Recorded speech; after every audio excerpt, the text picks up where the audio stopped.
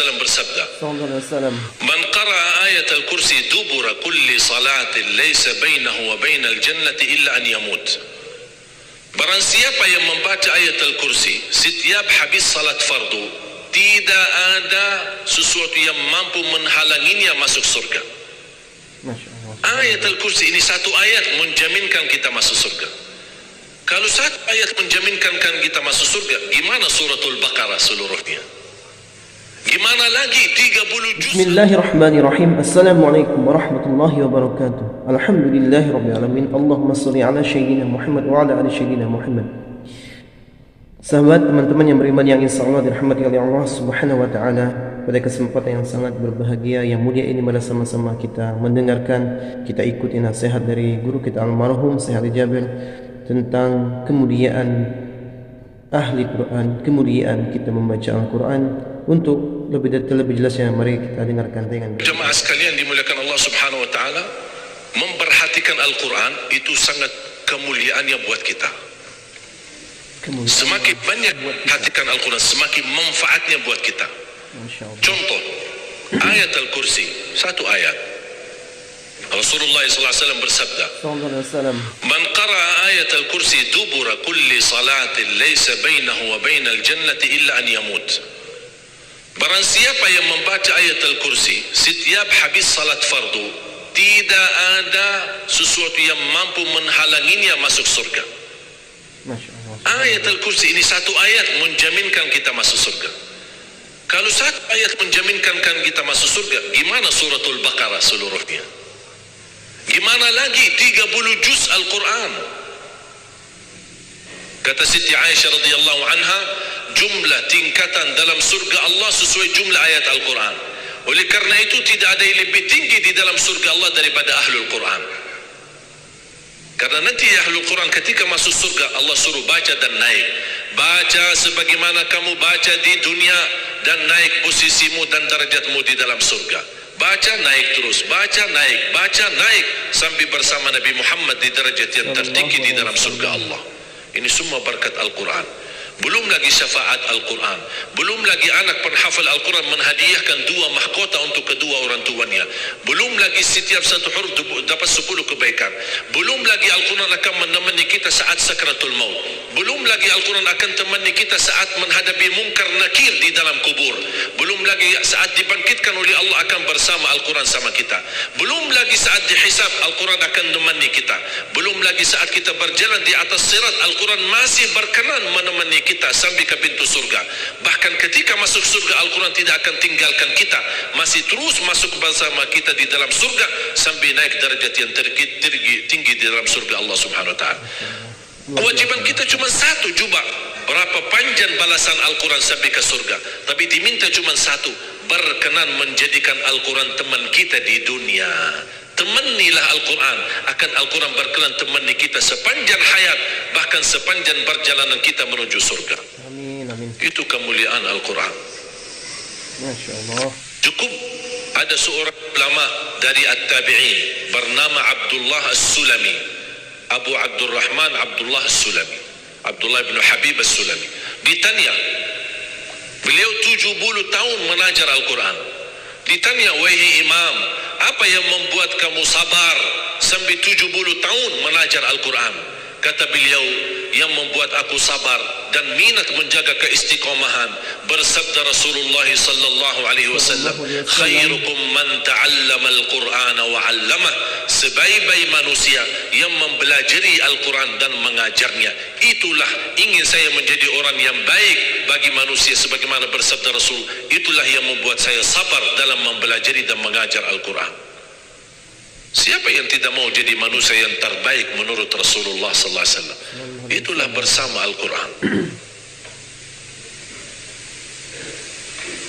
Mohon maaf, siapa Ali Jabir? Hamba yang biasa, banyak kekurangannya. Yang Allah anugerahkan kemuliaan bukan karena siapa-siapa, tapi karena Al-Quran. Dihormati, didepankan, dan semua orang penghafal Al-Quran, berapapun usianya, dihormati, didepankan, dimuliakan. Semua berkeinginan bisa bersalaman. Kita melihat dan menonton acara Hafiz Indonesia, jangankan anak-anak, bahkan yang cacat luar biasa Allah tunjukkan bagaimana kelebihan Al-Quran. Yang buta bisa hafal Al-Quran, yang lumpuh badannya dan jasadnya seperti Alana yang tidak bisa jalan hafal Al-Quran.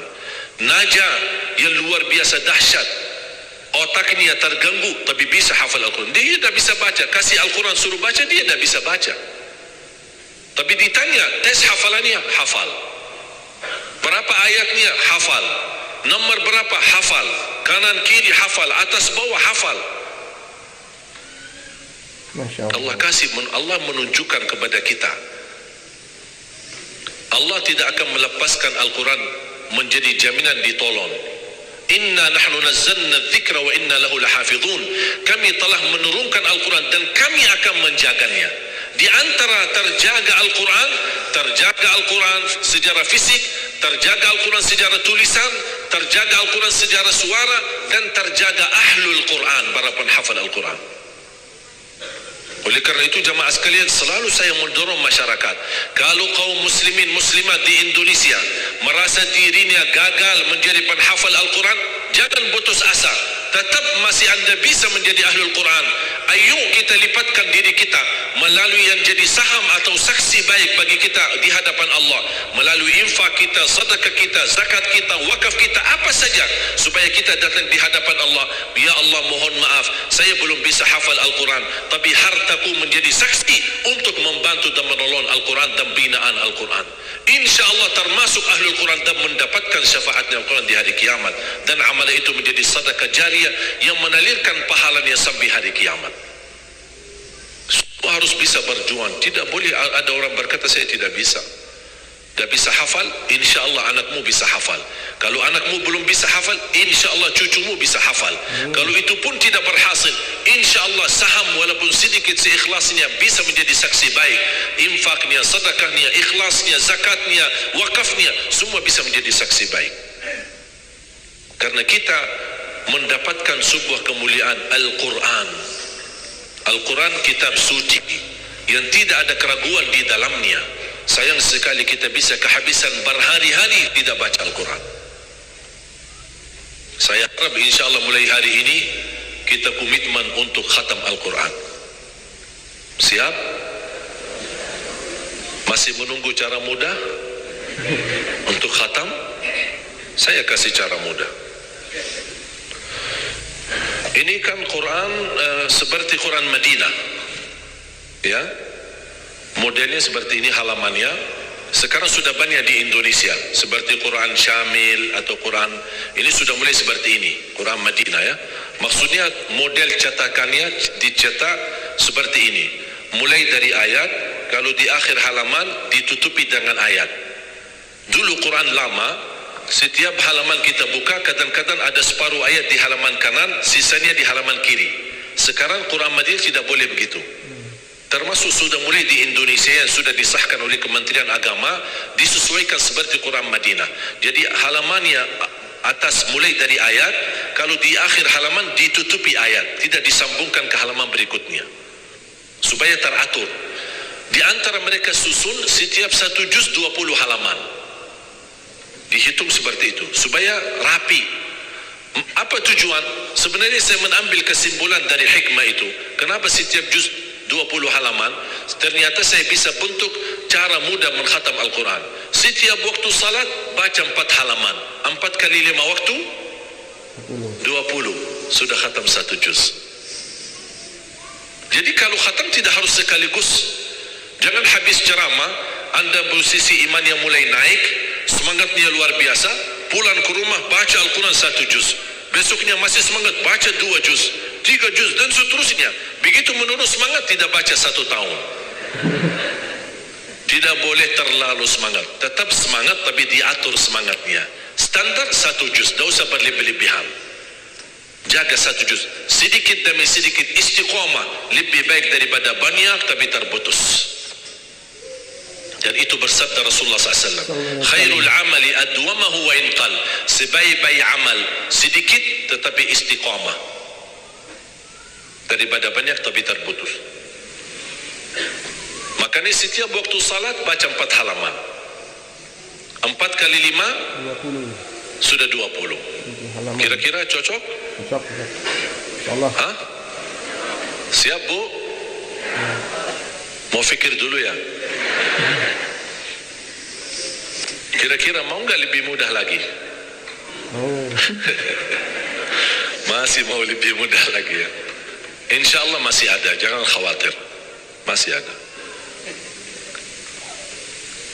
Sebelum salat baca 2 halaman. Habis salat baca lagi 2 halaman. Gimana kira-kira cocok? 2 halaman sebelum salat. Kalau 4 halaman sekaligus terlalu berat, tak apa-apa, bagi 2. 2 halaman sebelum salat, 2 halaman sesudah salat. Jadi berapa? 4. Dikali 5 waktu berapa jadi? 20. Sudah khatam 1 juz. Kira-kira siap? 2 halaman. 1 kertas.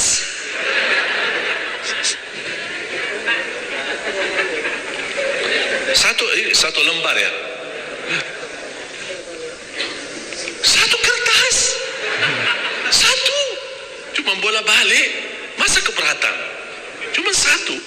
Begitu sebelum salat baca 1 kertas, 1 lembar. Habis salat baca lagi 1 lembar. Mohon maaf, lagi semangat. Mau nambah jangan tambah. Itu aja dijaga sampai selesai. Kalau ini bisa dijaga, insya Allah husnul khatimah. Istiqamah dibaca. Siap? Fikir-fikir dulu atau gimana? Insya Allah aman ya, cocok. Cocok? Masih mau lebih mudah lagi? Abu mau? Mau lebih mudah. Ini cara yang tadi yang saya sampaikan, setiap salat, sebelum salat 2 halaman, habis salat 2 halaman, dan seterusnya sampai khatam 1 juz. Itu cara yang termudah untuk orang yang paling malas. Kalau itu tidak bisa, saya angkat tangan. Inna lillah wa inna ilaihi raji'un. Udah ada lagi, sudah habis. Malu kita sama Allah jamaah sekalian. Wallahi waktu kita banyak. Ketika saya berhasil khatam 10 jam bisa khatam 30 juz. Allah kasih 24 jam. Masa kita tidak bisa 1 juz?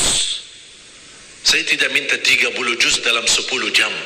Saya minta 1 juz dalam 24 jam.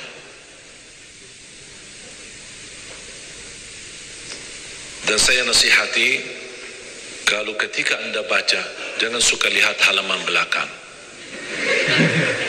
Itu yang membuat banyak berat. Misal baca Al-Baqarah, sambil dia baca A'udzubillahi minasyaitonir rajim, Bismillahirrahmanirrahim, Alif Lam Mim, Dzalikal kitabu la raiba fihi, hudan lil muttaqin, alladzina yu'minun. Banyak. Sadaqallahul azim. Tidak jadi lanjut. Karena dia fikirannya sudah berubah. Dia tidak melanjutkan apa yang dia baca, tapi dia sudah membuka jumlah halaman begitu terlalu banyak. Aduh ya Allah. Bukan saya tidak mau, masalah tidak ada waktu. Alasannya tidak ada waktu. Padahal kalau dia lanjut, ada kesibukan, tidak apa-apa, berhenti. Berhasil 2 halaman, berhenti. Ada urusan, aktivitas, ada tamu di rumah, tidak apa-apa. Layani sebentar, habis pulang, lanjut lagi. Walaupun 1 halaman, walaupun separuh halaman, tidak apa-apa. Tunjukkan yang terbaik, walaupun itulah kemampuanmu. Tunjukkan. Ya Allah, mohon maaf, kemampuan saya cuma separuh halaman. Tidak apa-apa. Allah senang apapun yang kita kasih. Allah senang asal istiqomah. Allah suka. Allah tidak minta yang banyak, Allah minta yang terbaik. Alhamdulillahirrabbilalamin. Sahabat, itulah tadi ilmu yang disampaikan oleh guru kita. Mudah-mudahan bermanfaat. Mudah-mudahan kita semua dapat istiqomah untuk membaca Al-Quran setiap harinya. Jangan lewatkan hari-hari kita tanpa kita membaca Al-Quran, karena Al-Quran sangat penting yang akan menolong kita baik di dunia maupun di akhirat. sampai ke kuburan, sampai kita di surga, Al-Quran akan menemani kita. Mudah-mudahan kita termasuk hamba-hamba yang mendapatkan syafaat Al-Quran di hari kiamat kelak. Amin amin ya rabbal alamin. Mungkin itu saja yang bisa dapat sampaikan. Lebih kurang saya mohon maaf. Saya akhiri. Wassalamualaikum warahmatullahi wabarakatuh.